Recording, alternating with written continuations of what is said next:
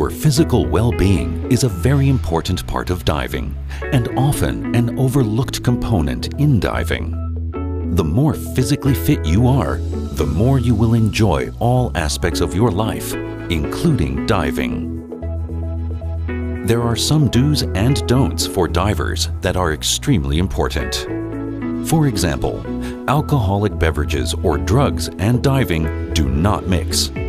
Always consume adequate liquids, non-alcoholic, when you are diving to prevent dehydration. Water is best. Start your diving day with a good breakfast of light, non-gaseous foods and eat sensibly throughout the diving day. Wear adequate exposure protection. Over several days of diving and several dives a day, your body temperature will drop. The water you dove in at the beginning of your trip will seem cooler by the end of your vacation.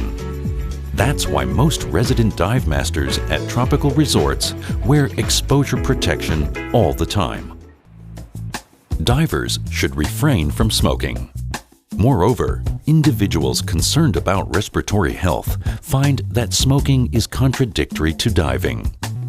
Your physical and emotional well-being are important components of your comfort and safety while diving, yet they are often overlooked.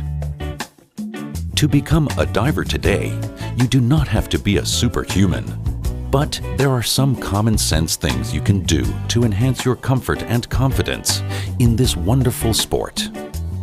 One of those things is taking part in a diver stress and rescue specialty program, where you will not only learn how to take care of yourself, but also how to detect and deal with stress, and how to assist your buddy in case of an emergency. Using equipment that is unfamiliar, does not fit well, or performs inadequately can create stress, leading to panic.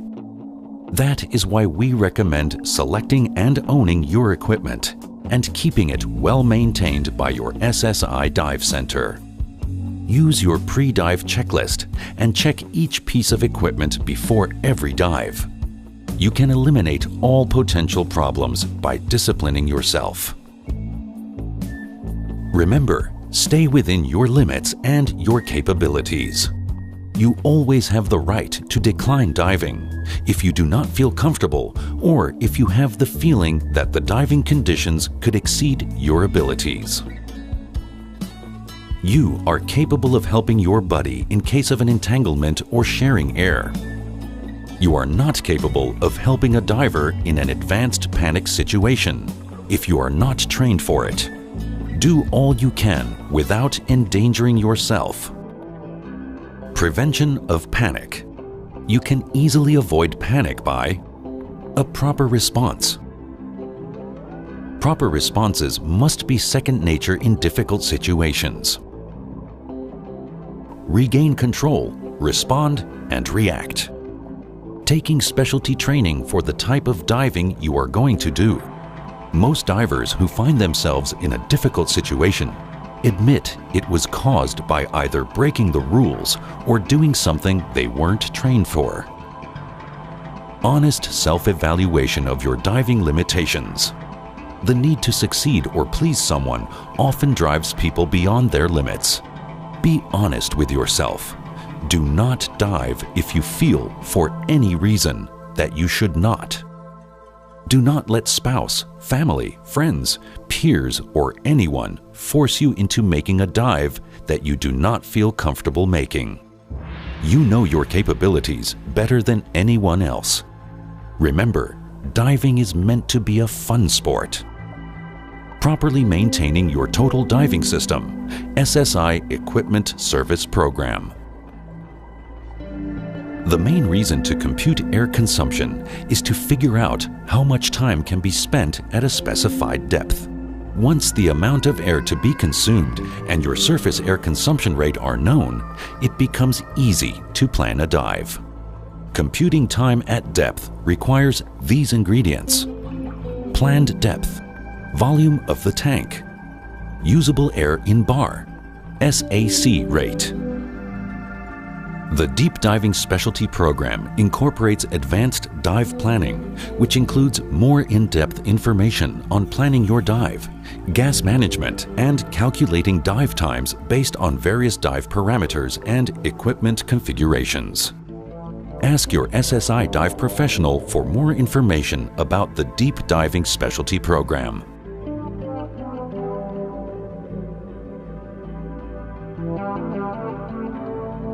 If you follow the rules of scuba diving, you should never find yourself in an out-of-air situation. But if you do, here's an example of the most serious diving emergency: out of air at depth. The primal response if you are out of air at depth is shock and an adrenaline rush caused by the fight or flight response. This is where your training takes over. You realize immediately that an uncontrolled, panicked ascent would have serious consequences. Regain your capacity to think and fight off the primal response. Buddy is close enough. Your first choice should be dependent action. Give the out-of-air signal and share air. Buddy is not close enough, but you are in shallow depth. Perform controlled swimming ascent.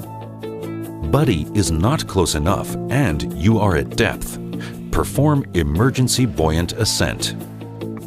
You must commit the emergency ascent procedures to memory and review them over and over until they become part of your diving behavior.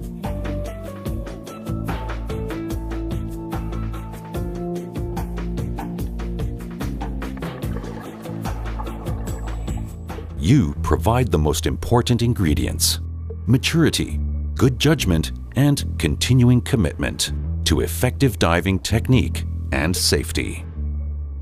Each diver's responsible diving duties include diving within the limits of your ability and training, evaluating the conditions before every dive and making sure they fit your personal capabilities, being familiar with and checking your equipment before and during every dive, respecting the buddy system and its advantages, accepting the responsibility for your own safety on every dive, being environmentally conscious on every dive. After you are certified, you are ready to pursue a lifetime of adventure. Diving offers endless opportunities for exploration, discovery, education, and new experiences. You can go as far as your passion and enthusiasm take you. Entering the underwater world as a trained scuba diver is a thrilling experience. Knowledge puts you in control, and the sport of scuba diving becomes more and more enjoyable with time. Continuing education adds to the enjoyment of the sport and expands your underwater horizons. Your open water diver certification is only the beginning of the SSI educational system. SSI specialty programs teach you specialized diving activities, and there are many specialty programs to choose from. By combining specialties and experience, you can earn SSI continuing educational ratings of specialty, advanced open water, and master diver levels.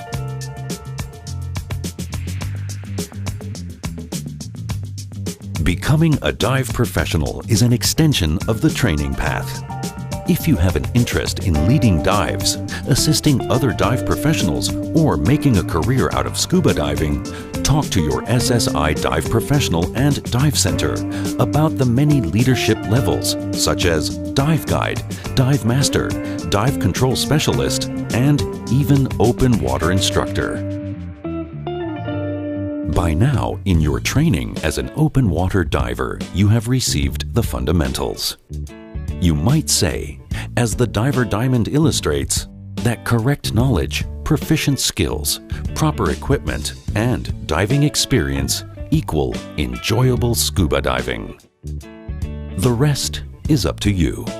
Work with your SSI dive professional.